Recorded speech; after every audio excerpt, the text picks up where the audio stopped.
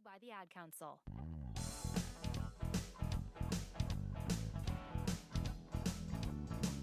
My God. You know, we try to format this show in a certain way, and it never fails. Sometimes it's a three-mat. Pretty much. Yeah, yes, exactly. It's kind of bizarre. Okay, this week in auto history, let's do that now. So in 1914 this week, Archduke Franz Ferdinand was assassinated in Sarajevo, Bosnia, which kind of started World War I. The odd thing was he was being chauffeured by Otto Mertz, who was a Mercedes-Benz team driver. Any relationship to Fred? Yes, Fred Mertz's great-grandson. But he was a Mercedes-Benz team driver, so kind of an odd connection there. In 1926, GM traded 667,000 shares of its own stock at a market value of $136 million to acquire the remaining 40% of Fisher Body to bring Fisher Body into General Motors itself. In 1931, Robert Glenn Johnson Jr., famously known as Junior Johnson, was born in Wilkes County, North Carolina. Do some moonshine running. And that's what he was very well known for before he went into NASCAR. He was a bootlegger. In June 30th of 1953 was the first production Corvette was built in the Flint, Michigan factory. And that was the 53, the white Corvette with the red interior. Wow. Beautiful car. No. In 1956, President Dwight D. Eisenhower signed into law the Highway Revenue Act, which was the beginning of the interstate highway system. In 1969, the last Rambler was produced and rolled off the production line in Kenosha, Wisconsin. You're in Wisconsin. I know where Kenosha is, sure. Rambler had built a total of Parker Pens were right down the street, too. Okay. 4.2 million vehicles over the life of Rambler, which was more than I thought it was. I didn't realize. Also, this week was the last Thunderbird was produced by Ford Motor Company in Wixom, Michigan in 2005. In 1992, the original Corvette engineer, Zora Arcus Duntov, drove the 1,000,000th Corvette off the assembly line in Bowling Green, Kentucky. And it was the same color combination car, white exterior, red interior, as the first 1953 Corvette was. Well, you know, I got my picture taken with him before he died. Oh, and, cool. He signed it and all that good stuff. And then I have it right back there. On July 3rd of 1985, the blockbuster action movie was Back to the Future was released today, or on the 3rd. Oh, what a great movie that was. And again, all with a car theme. Yeah. You know, and think of if that movie didn't come out, DeLorean would be a piece of the past really a lot of people wouldn't think much of. Agreed. All right. Thank you, sir. All right. We are out of time for this hour, but we're going to be back with hour number 2 after a quick break. This is In Wheel Time, and we are all things automotive. Thanks for joining us. Is your business or company looking to stand out in a crowded advertising market? Looking to reach the real auto enthusiast? Well, you found it. You're listening or watching In Wheel Time, and so are your fellow enthusiasts. The In Wheel Time Car Show now reaches 500,000, and we can put together a marketing plan that will engage them in your product, business, or service. To get the tires rolling, just shoot us an email to our marketing director, Jeff Zekin. His address is jeff@nwheeltime.com. If baby could talk, she'd say a lot. You'd know what she's thinking and what makes her happy. But unfortunately, baby can't talk or remind you. You're the one taking her to daycare today, and she won't speak up if you drive straight to work like any other day and never think to look in the backseat. Every year, dozens of kids die from heat stroke in cars. No one is perfect, so set a reminder and always look before you lock. Where's Baby? Paid for by NHTSA. From Studio A in Texas, USA, it's hour number 2 of the All Things Automotive Car Talk Show In Wheel Time. Just ahead, Mike Satterfield joins us to talk about the Groesbeck Grand Prix coming up. In our new car showroom is the Mercedes-Benz AMG GLC 43. Mike will take you for a ride in that. And later, inside the Mystery Garage and our Jeep Trails feature, plus the stories making automotive news headlines this week. Just ahead in the 4th of July edition of the In Wheel Time Car Show. Welcome. Thank you for joining us, along with Mike out of this world Mars down there. King Conrad DeLong right here. I'm Don Armstrong. So glad that you could join us. I asked Mike, I said, so where Groesbeck? That name sounds familiar. And I thought, oh, you reminded me that it is northwest of here. Yeah, if you go I-45 north and you get to Buffalo, I know where Buffalo is. make a left, like you're headed towards Waco, and about a little bit less than halfway between Buffalo and Waco is Groesbeck, right there out on Highway 164. Mike Satterfield, how you doing? Doing great. Thanks, guys, for having me. Well, thank you for joining us. So I need to know about the Groesbeck Grand Prix. Tell me all about it. So the Groesbeck Grand Prix, the Groesbeck Grand Prix really started out as an idea for enthusiasts to get together and host a automotive festival that would appeal to people outside just the regular car show or vintage racing crowds, so you can get more people kind of involved in the hobby. Right. We've got a time trial, we've got a car show, we've got food vendors. It's going to be a really fun event. When is it, Mike? September 5th and 6th, so the first weekend of September. Labor Day weekend. Oh, correct. Yeah. So this is kind of the Goodwood of Texas. That's kind of the goal of it, is to grow it into like a Goodwood Grand Prix here in Texas. It's a really fun space. It's set on Old Fort Parker's restoration, so it's a really cool backdrop for this type of event with this pioneer fort and big arrows in the ground and old pioneer cabins spread around the ground. So it's a really neat property, and we've been really excited to work with Groesbeck and Mejia to put this event together. So tell me about the cars. I mean, is it a car show, a car race, or is it all things automotive, like our show? So it's pretty much all things automotive. We've got a 1.5-mile time trial where we're actually shutting down a public park road. We got permission to shut down this road and line it with some hay bales, and we're going to run cars down it. So it's a little different than most of your standard car shows, because people are actually going to get to see some really amazing cars at speed and in motion being used the way they were designed to be used. And then inside the fort, we're going to have some select vehicles on display. And then we've got car clubs from all over Texas coming. So it's going to be a really fun event. So give me an example of some of the cars or car classes that are going to be there. Well, we've got cars coming from as far away as North Carolina to participate, including Mike Powell's bringing his 1963 Ford Fairlane NASCAR. It's a historic NASCAR that he's fully restored. Oh, how he's cool. bringing it out, and that's running down the time trial track. We've got vintage Austin Healey's and Triumphs. We have a Chevron B25, which is a really exciting car. It's the car that won the 1973 Fuji Sports Car Championship over in Japan. So that car's coming, going to run the time trial.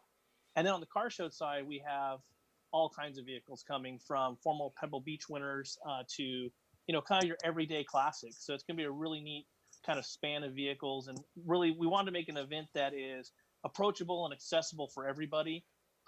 So it's an inexpensive event. I mean, a weekend pass is $20 to get in, and that covers you for both days. It's going to be a really fun event. So, Mike, are you going to have an area for like cruise-in people like me if I wanted to cruise in up there? We actually, we do have a bunch of car clubs actually in Austin, Dallas, and Houston, all planning cruises up to the event. So we have a special car club area for parking for classic cars. So it's going to kind of be a just impromptu car show of whoever decides to rally in. We've got the Austin Fiat Club planning one. We were talking to the guys at the Houston Lamborghini Club.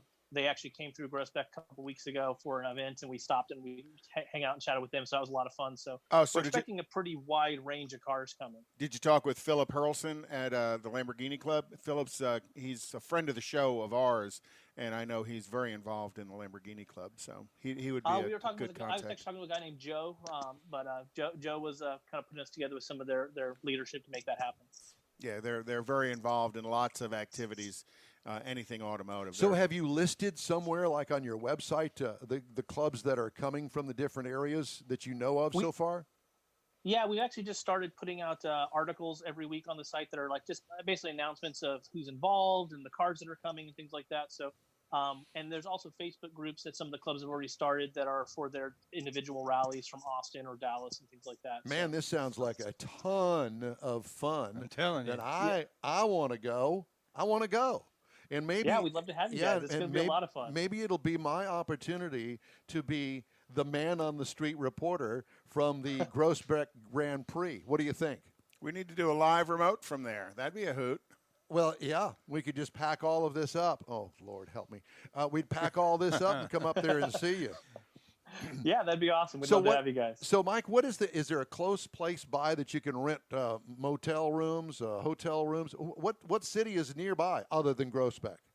So it's actually right in between Groesbeck and Mahia, and it's about 30 miles, 35 miles from Waco, so it's not too far outside of Waco. Oh. The nice thing is that Groesbeck actually and Mahia actually has several hotels, and we've actually got a listing on our website of all the regional hotels during the area.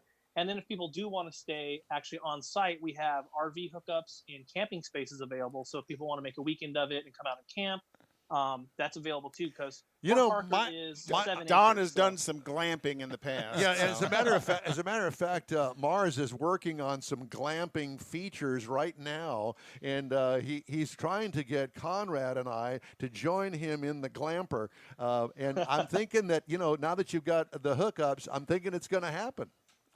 Yeah, that'd be awesome. Yeah, it's try not to use 60 spaces. Try not to use the term hookup. So you are north then, listening to your directions. You're north of Groesbeck. So you're up there off of 14. Off of 14, yeah. So the actual old Fort Parker is actually, a lot of people get confused with Fort Parker State Park. Old Fort Parker is a restoration that was built back in the 1930s. That is a recreation of the original Parker Fort. So it's a correct reinterpretation of the original Pioneer Fort. And they've got a giant arrow stuck in the ground. That's kind of a cool thing. It's actually the start of the Quaney Parker Trail, but it's also where our finish line is. So that's why our little tagline is the race to the arrow. So they start a mile and a half down the road, and then they finish right by the fort at a giant arrow stuck in the ground. This sounds like an absolute scream. This is a car guy's car event here. So you can walk around.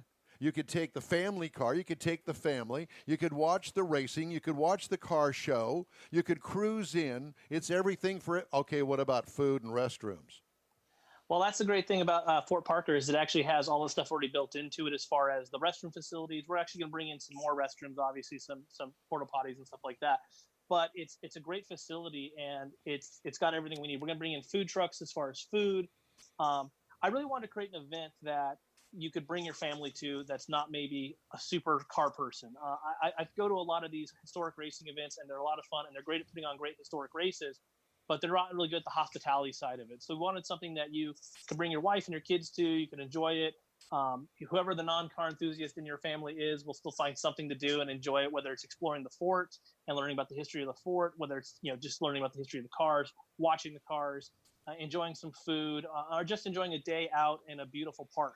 Well, we're certainly hoping that this current pandemic crisis that we're all in, that we can't go anywhere or do anything, that by then it will be eased up. And I think that people are getting more accustomed to a new way of living, at least temporarily, masking up, social distancing, et cetera, and not closing down everything, because we all are going to wind up killing each other if we all have to be, stuck in a house all together for months on end, afraid of the germs. So or stuck in a glamping camper with you and Mars. I'll pass.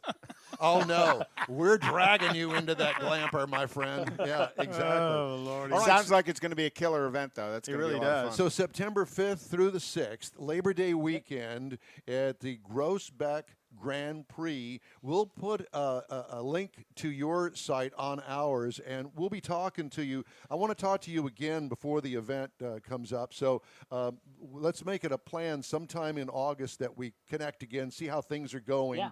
And sounds great. Yeah, as we get a little bit. Listen, man, it's been great talking to you, and we're really excited about it. And they may not be serious, but yours truly is serious. I'm thinking, okay, we've got the in-wheel time truck. Mars owns that. It's wrapped in the in-wheel time logo. You can't miss it. And I'm thinking about a cute little 3-person glamper pulled behind it. We can put all of the equipment in the truck, and then a cute one, yes, a cute one, and a really cute one. And I'm thinking maybe along the lines of pink and green. How about you? One of those nostalgic campers that you can pull along behind it. Yeah. Or one of those that is just nothing but a place to sleep. One of those low slung things that looks kind of like a little teardrop. A little teardrop trailer. Yeah, right, teardrop right, trailer. right. Yeah. I think the three of us, it'd be like the Three Stooges in that famous snoring thing in bed.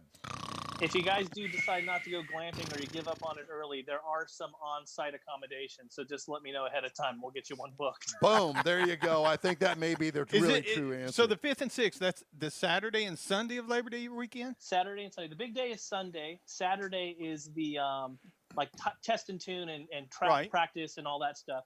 The big day is Sunday. But you can actually come out Friday through Monday and camp and enjoy the whole weekend if you like. So people that have to work on Monday would have time to get home and get to work. Is what I'm thinking. And who would that be? Me? Hey, vacation starts all over again. Oh, yeah. Mike Satterfield, it's great to talk to you. Thanks so much for taking the time out of your day on this July 4th. Enjoy the 4th of July, and we'll talk to you again in August.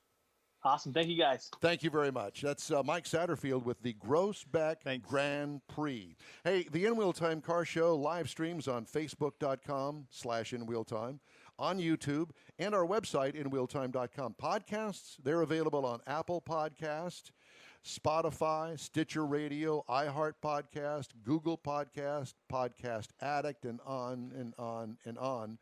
And you're going to say something? Yeah, I was going to say we're starting to post, in addition to taking the show next week, we'll be posting the 30-minute blocks up on YouTube. Yes. We're also starting to put it on Instagram TV. Instagram TV? If you like Instagram, you can just pop over to Instagram TV and check us out. Yeah, absolutely. Because, we know that most people can't sit and watch a 2-hour show, so we break it down throughout the week. Segment 1 goes up one day, segment 2 goes up another day, so you can kind of plan your day. Or if it's a special segment you want to see shorter segments. On your way to work or whatever the case may be. Okay, we've got more of the In Wheel Time Car Show right after this.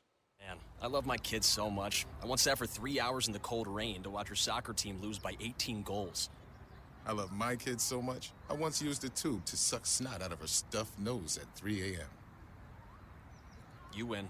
Love your kids? Love them enough to make sure they're in the right car seat. From toddlers to tweens, visit nhtsa.gov/the right seat to find the right seat for their age and size. Keep them safe. Visit nhtsa.gov/the right seat. Brought to you by the National Highway Traffic Safety Administration and the Ad Council. A social distancing tip. While the CDC urges you to avoid close contact, like hugging or shaking hands, there are other non-physical ways to say hello. Wave, wink, use sign language, salute, smile, give the peace sign, throw up an air high five, do jazz hands. Remember, stay a minimum of 6 feet or 2 arms length away from others, and stay home if you can. For more info, visit coronavirus.gov. Let's all do our part, because we're all #AloneTogether. Brought to you by the Ad Council. Hey, it's Houston's most in-depth car show, In Wheel Time, streaming live online on Facebook, YouTube, and InWheelTime.com. Time now for this hour's car review. Mr. Mars had a chance to drive the Mercedes-Benz AMG GLC 43. He wrote down on his notes it was a CLC, and I wasn't going to question him, but I'm glad that I did because it's not. It needs that little on the C to make it a G. To finalize it out. And so what we're talking about, the 43, it's a G series, the G-Wagon or whatever you want to call it. There's actually 3 of them. There's the 43, the 63, and the 63S. And obviously 43 is the small one, and they get bigger engines and everything. But they've all taken on this a very similar look, particularly up front, because you're going to see that they've got the more rounded edges on them. And this one is the GLC 43 Coupe. Now, they call it a coupe, but if you really look at it, to me, it looks more like a hatchback. It's got that profile with that sloping back. A lot of them are going to that. Did you try to sit in the back seat? No, I didn't even bother. Because those I ran across. It was a Honda, I believe it was, that had that sloping back thing in it, and you had to actually duck in. You have to get in, climb into it. I was. But this is an SUV. That they call a coupe. Yes, it is. But it's... Is it a 4-door coupe? Yes. That's not a coupe. That's a 4-door. But I understand. But I'm just telling you, I know. That's what they call it. It just got that profile on it. So, again, it's taken on across all 3 of the models. The LED headlights, daytime running lights. It's all got LED lighting packages up front with the vertical grille now. You've also got a lower air intake that kind of goes along with that. And it had the power lift gate. We were rolling on the optional 21-inch black 10-spoke wheels, which are really nice looking. On the interior on it, we had the cranberry and black leather interior. Ooh, that sounds good. Sounds good. I'm not a big fan of red leather, But this is cranberry. This is cranberry, and this really had a nice look, particularly when you add in the carbon fiber trim panels that go along with it. Of course, the front seats were heated. Had a nice color heads-up display system on it. It also had the 12.3-inch digital screen there that we used to call a gauge pod, but that's where you're going to see all your instrumentation and We stuff. can still call it a gauge pod. Well, people look at you weird when you do. And then over there, they also had the 10.25-inch No, they touch don't. They tell you that you're old. That's what they do. Well, particularly the girls. Anyway, so the 10.25-inch touchscreen display right in the middle of the stack there. And that's where you're going to find all your convenience controls and your rear view camera and the controls for the Burmeister sound audio system. And that's also Burmeister. That's what it said, Didn't Android. they used to make shoes? Apple. I was going to say it comes with a couple of steins of beer.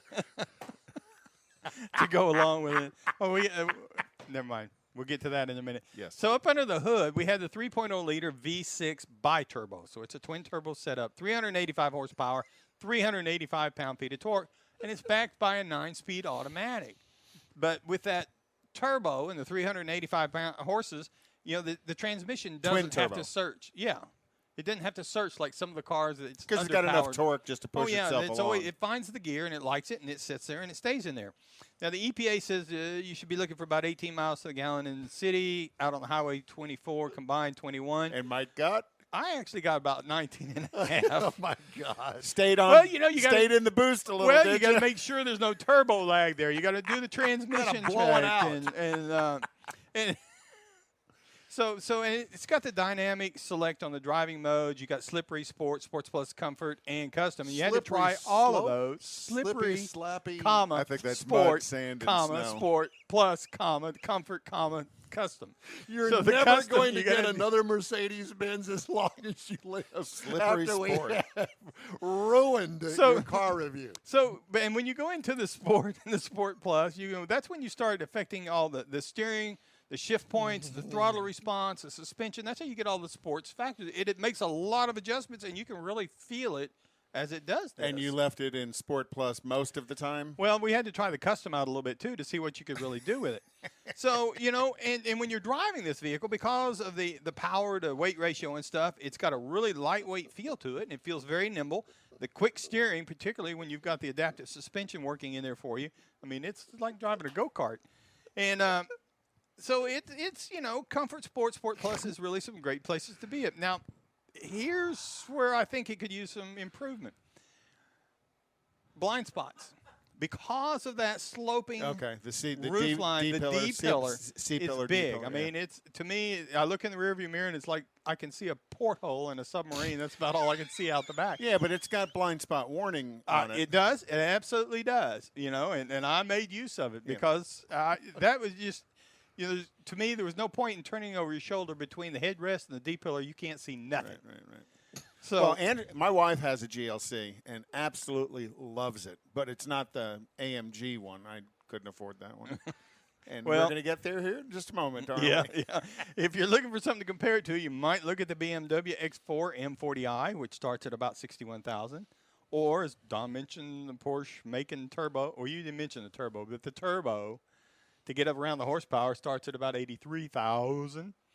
And a base AMG GLC 43 Coupe starts at $63,000. Now, we had a couple of options on ours. Some of the packages, they do a lot of packaging on this. If you buy the suspension package. The slippery sport package. The driver assistant package. You package it. Most everybody's doing it that way. So that makes the MSRP as tested $79,850.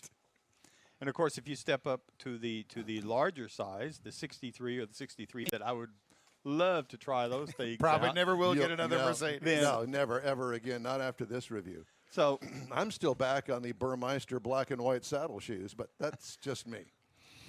All right. That's my review. This week's, is that your review? Thank you. And I'm sorry that we've pretty much ruined it. You're going to have to redo it, I'm sure. A great car. A great vehicle to drive. Oh, yeah. It was a lot of fun to drive. Absolutely. How many tanks of gas did you go through? Only 1.5. 1.5 tanks. Okay. Just in less than 400 miles. I was going to say. he burned the fuel out of it. Well, when you stay up in the boost, it you pours got a lot fuel of research to do on that vehicle. There was a lot of research to do. This week's car calendar and race card and other good stuff coming right up. 911, what's your emergency? There's a train that just hit a car. Sir, what is your location? Look around for a street sign, sir. It's 8th and Orchard. 8th and Orchard. Okay, very good. 8th and Orchard. Sir, help is on the way. Why would he do that? The train still hasn't stopped. You have to get there now. At a railway crossing, even if the engineer sees you and hits the brakes, it can take a mile for the train to stop. And for you, that's too late. Stop. Trains can't. Paid for by NHTSA.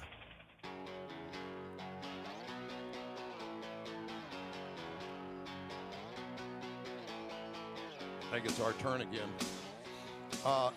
It's In Wheel Time, America's most popular car talk show, probably not by Mercedes-Benz standards, but we are all things automotive. Time now for the car calendar, the race card, and the event calendar. We're going to roll it all into one. Well, tonight, Randy's going to have Nifty 50s up at the Randall's. He is? Yes, Nifty 50s is For going sure. Yes, absolutely. Well, he's going on it every other weekend, so I went on his website and checked, and I put a link on our Facebook page as well. There's got to be a lot of social distancing there. Well, there's actually a pattern of how they want you to park every other car, and then on the row behind you, every other car. So be sure and bring your mask. 10 feet apart. You have to have a mask as well, and if you don't have one, they'll have one there for you.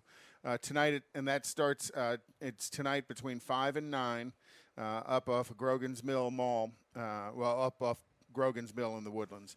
6 p.m. tonight's the Kima Car Meet and Show, and that's kind of a standard every weekend. That hasn't been canceled? Nope. I checked them as well, so people are still having car events. Coffee and Cars at WPC in Texas City is 8 a.m. tomorrow. And 2 p.m. tomorrow, COVID Classic Community Car Cruise out of Pasadena. Everybody's coming up with creative names for all of this. Wait a minute. Could you run that by one more time a little slower? The COVID Classic Community Car Cruise in Pasadena. All right.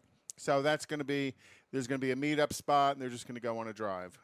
And the drive is going to be south to Galveston. All right. And then Sunday night's going to be Freddy's at 1960 in Eldridge. Wednesday is Freddy's on Fry Road in Katy, and then Fridays at Freddy's at Spring at Kirkendall and 2920. On July 25th is the Galveston Cherry Hill Cruise. They're going to meet up in Katy at the Buc-ee's at 4 p.m., roll out at 5, connect with the Southern Group at 6 p.m., at the Buc-ee's in Texas City, and then they're going to roll on down into Galveston, take pictures on Cherry Hill, and head out. But again, this is all about giving some space and distance amongst people. Troy's going to have another Twin Peaks meet in the Woodlands, and that's Sunday, July 26th. The Klein High School Band Car Show is October 10th. And then on October 25th, the Northside Mustang Car Club is going to have an open car show at the Conroe Outlets. So we've done shows at the Conroe Outlets in the past. So this weekend, racing calendar. Formula One's back, and they are running Formula One. So that's going to be their first. Is there anybody in attendance? No, there's no stands. There's people there, but there's no audience in the stands and stuff. So that's going to be, and that's at the Red Bull Ring in Austria. Grand Prix of Indianapolis is this weekend as well. So that's the road course at Indianapolis. Indianapolis 500s. I don't know that that's going to happen at all as the 500. IMSA's at Daytona this weekend. NHRA, where are we at here? It's all jacked up. Yeah, it's just seriously what an absolute Next weekend, mass. NHRA is going to have their opening event since COVID, and that's going to be at the Lucas Oil Raceway in Indy. God. All right. I have something that I wanted to mention. The catalytic converter that we've all bemoaned for decades, but let me just read the story. John Mooney, Mr. Mooney, the force behind catalytic converters, died this week at the age of 90.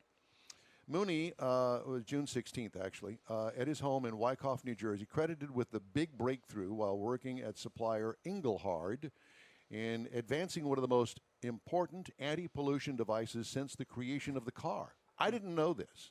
Saw the story, started reading, I thought, I really should share this because this guy was truly huge. SAE International considers it among the top inventions since the dawn of the automobile. The EPA says it has saved thousands of lives and prevented hundreds of thousands of throat and lung ailments. The modern catalytic converter, which scrubs smog and soot-producing hydrocarbons, carbon monoxide, and nitrogen oxides from automobile exhausts, has revolutionized air pollution controls with its invention in the 1970s. Catalytic converter development began in the 50s, was spurred by federal regulations that mandated lead-free gasoline, which hampered and in some cases disintegrated anti-pollution devices. The three-way catalytic converter was a major advance over the oxidizing converter, which General Motors patented and began installing in vehicles in 1974. I didn't know that GM had its own version of a catalytic converter. Early catalytic converters developed by Mooney and Keith, another guy, cut carbon monoxide and hydrocarbon emissions, but the Clean Air Act of 1970 imposed new limits on another pollutant, nitrogen oxides. The device they created, a ceramic honeycomb coated with various oxides, platinum, rhodium, using a single catalyst bed, was introduced on assembly lines in 1976. Rather than look at the exhaust, he focused on the gasoline piped into the engine. If it was mixed with the right amount of air, the exhaust would offer a one-stage converter and just enough oxygen to simultaneously render the three pollutants harmless.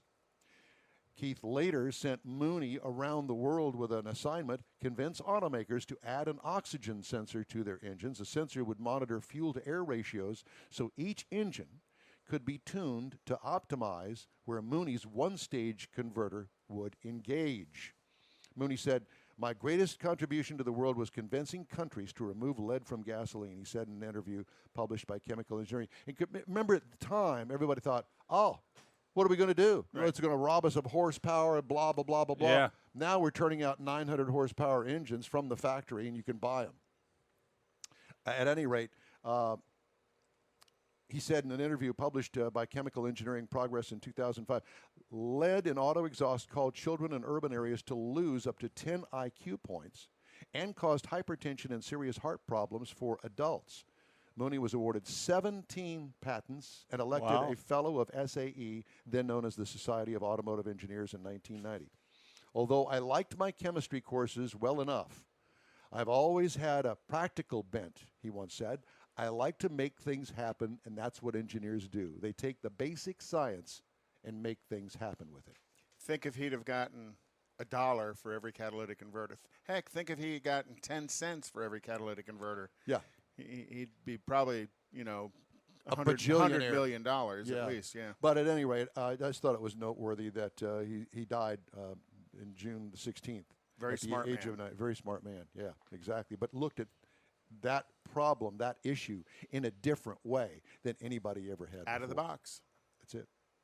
Hey, I want to remind you that if you're a member of a car, truck, or Jeep club, you can put your group in our In Wheel Time Car Club Spotlight. Just email us the club's information and contact name and number, and we will take it from there. The email address is info@inwheeltime.com. We're back after a quick break.